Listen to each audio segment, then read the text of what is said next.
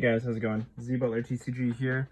Just wanted to show you my deck that I played last night at the Remote Duel Extravaganza main event. Didn't finish as high as I would have liked, obviously. Only going 6-3.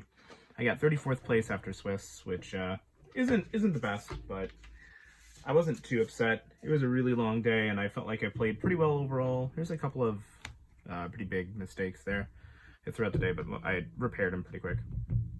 So I'll go over the deck really quick, and then I'll kind of explain the theory behind why I played the build that I played, because it's very similar to last format, but a couple of key changes. So we'll go over the main deck first. So for the starter cards, all the Zodiacs are starters. So you have 3 Ram, 3 Whiptail, just 2 Thoroughblades, and then one big change that I made was I'm playing Rat Pier, and I'm playing Bunny Blast. And then you've got 3 Tenki and a Barrage. So 3, 6, 7, 8, 9, 10, 11, 12, 13, 14. So you got 14 right here, which gives you 90% chance of opening up with one of these, going first, over 90%, I think it's like 92% or something like that, going second, which is pretty high. A couple of things that were definitely noteworthy was Rat Pier was crazy. It was very, very strong. With Drytron and Virtual World being so popular, cards like Gamma and Impermanence were underplayed overall, and so Rat Pier was generally safe to resolve. Bunny Blast was fairly decent as well. Its effect, I think, only came up once, but it was just nice to have another name. So one thing that I changed was I went down to 2 Thoroughblades. This is just because Thoroughblade was the worst one to draw. Even with another one of these in conjunction with it, it was just always pretty weak. But, so I cut it just to have less copies of it, because it was a 6-of when I wanted it, so. There's that. So there's 14 Zodiac cards. Then for the extenders, you've got Combo, 3 Pot of Desires, Monster Reborn, and then I main decked 1 Alpha and 1 Pankratops. These are pretty strong. All of these were really, really good throughout the day. Alpha was the weakest card in the deck overall, honestly. I could very seriously see myself dropping it. I just wanted to test 1 copy of it as a second Pankratops. But it was always like with a first side out. Combo was very good. Again, the lack of like hard combo decks and stuff made Zodiac combo much more powerful. Also, I expected to see mostly Trident, or not Trident, I expected to see mostly Eldritch decks, which I'll go into later, but I expected to see mostly like slower decks. So cards like Combo gained more utility because of that. So these are really good. Then for the utility spells, you've got 3 Book of Moon. I still played 2 Econ. This was very average, but it came up a couple of times that was like really big. But overall, it was pretty weak. 3 Cosmic Cyclones, Harpy's Feather Duster. These are all, I think, the same as last format for my Zodiac deck. There really just wasn't much to change. I figured with there being more like Eldritch decks and stuff like that, especially like the Eldritch Trap deck that people suddenly became fans of, these would be really strong. And then because of like the Winda combo being played so much, I wanted to have effectively 5 Book of Moons, because I could switch Winda to defense mode and swing over it. But it never came up. I never played against it, or it never came up in any matchup, so I just didn't care. Then for the hand traps, I played 3 Ash Blossom, 3 Ghost Bell and Haunted Mansion, 3 DD Crow, and then 3 Skullmeister. So the theory behind the trap lineup is that every one of the best decks right now very heavily relies on graveyard effects, and so I wanted to be able to disrupt that as often as I could. And in a lot of situations, Bell acts as 4th, 5th, and 6th Ash, or vice versa. So like against the Eldritch decks, these both stop Sanguine, and then these can hit the traps. And then against Dino, this is good against Misk, so are these two. There's just a lot of like options to come up. This can be decent as well. Pretty weak though. But one of the things I really liked about the deck was that I had so many good going second cards, because you had all 12 of these, and then the 3 Cosmic Cyclones, the Harpy's Feather Duster, 2 enemy controllers, 3 Book of Moons, the Pankratops, and the Alpha. So you had 12, 13, 14, 23 cards that are really good going second, that you just don't mind drawing. And all of these are good as you're in your hand, and all of these are good being drawn later, like as your 6th card. All of these are acceptable, which was really nice to see.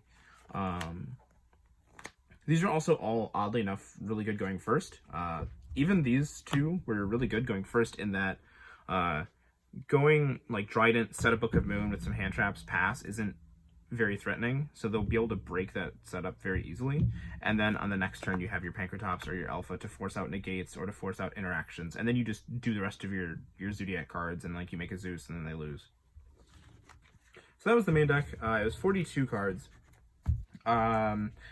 The reason for 42 is just that it's effectively the same as 40 in terms of like consistency. It's like a 1% loss. I never felt like I really needed to cut anything. There are a few cards though here that I probably like. I after playing 9 rounds, I definitely feel like there was some stuff that I could have cut, but it was solid overall. I actually played 9, 12, 13 rounds total, and I went 6, 7, 8, 9. I went 9 and 4 total, because I won one of the Winnamats that I played in, and yeah. So for the extra deck, you've got the 2 Zeus, of course, Trident, 2 Chakanine, 2 Tiger Mortar, 2 Borbo, and Hammer Kong. That's, I think, the same.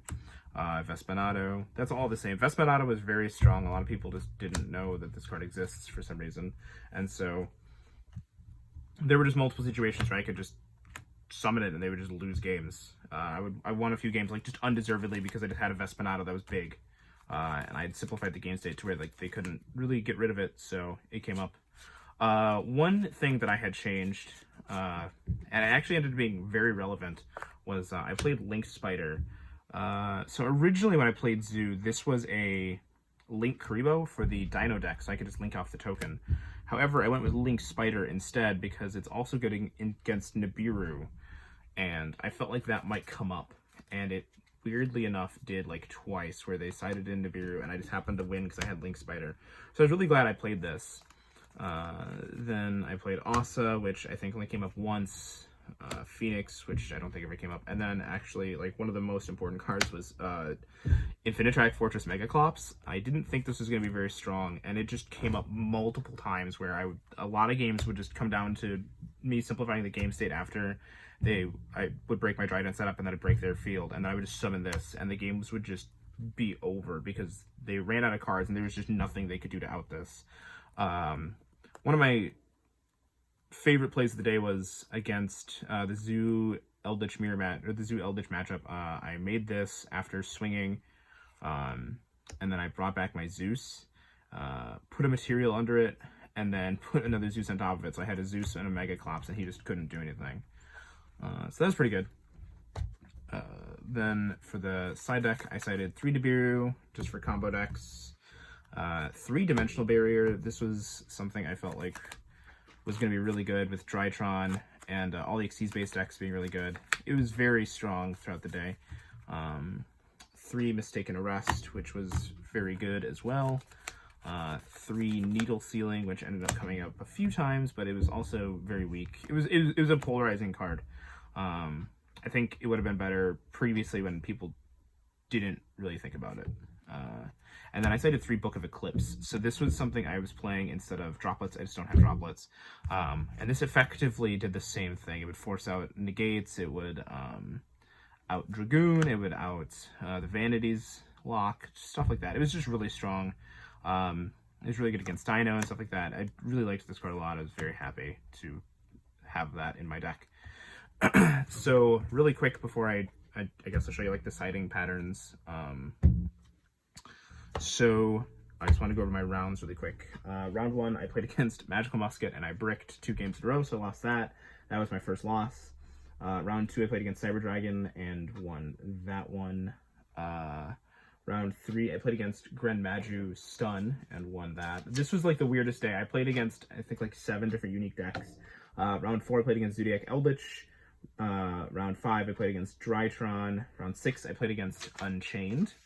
7 was Numeron Eldritch. Round 8 was Cyber Dragon, which I lost to. And then round 9 was Dino, which I lost to.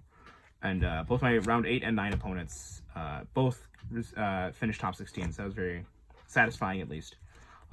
Most of my games came down to a lot of grinding and really just small decisions being really important later on, so that felt really good. But so let's say you wanted to play this deck, and let's say you go into a Zodiac-ish mirror match. You obviously blind second, but then I would side into Dimensional Barriers, and probably I was gonna go. I'd been going Needle Sealing. These were really good. If I'm going second, I sided these.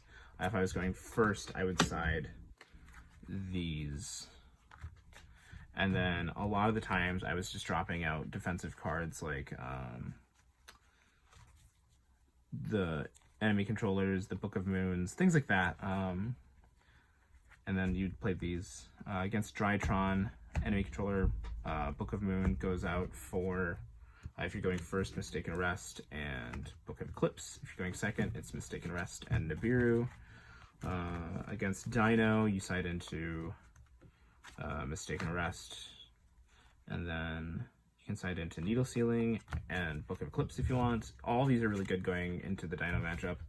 And then most of the time the cards you end up taking out are like the Book of Moons, the enemy controllers, and you just switch them out for other more useful defensive cards in specific matchups. Yeah, I don't really have much to say. There will be an article on this deck as well, and the theory behind why I played it. That's the whole thing. I'm just really tired. Sorry the video quality isn't the greatest, but the deck was a lot of fun to play. I really enjoyed it. If you have any questions, please let me know down below. I will be happy to answer them as they come up. And yeah, I hope you guys all have a great day.